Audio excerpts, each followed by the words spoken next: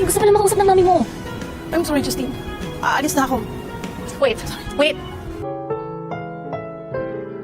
Ang susunod na programa ay rated PG.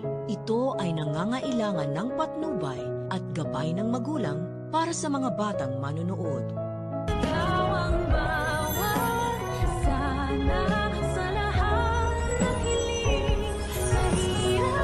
Nandyan pa si Sir Pepe. Gagaling siya.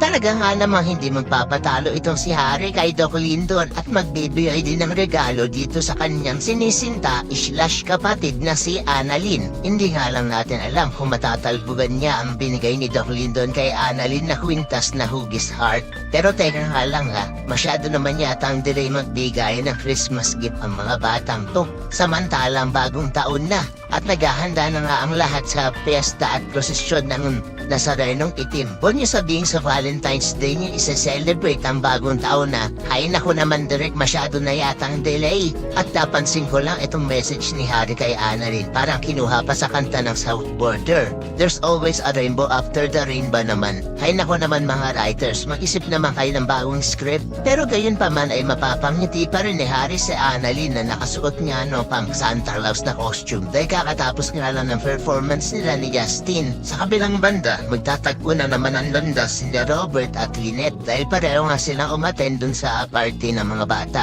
Nanghihinayan si Robert dahil hindi man lang daw nakita ng kanyang tatay Pepe ang kanyang mga apo na sila Justin at Annalyn na magkasama. Pero ang paalala ni Lynette kay Robert na hindi pa naman daw patay si Lolo Pepe kaya naman may pag-asa pa rin makita niya ang kanyang mga apo. Pero parang nawawala ng pag-asa itong si Robert at sasabihin niya kung paano daw kung hindi na magising ang kanyang tatay. Samantala, nang makita naman ni Justin ang kanyang nanay Giselle doon sa venue ay parang papaalis niya pa ito.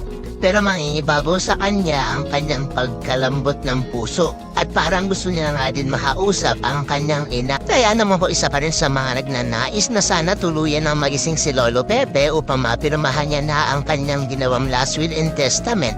Ay pakilike ang video na ito and don't forget to subscribe. Thanks for watching and see you on our next episodes. Bye-bye!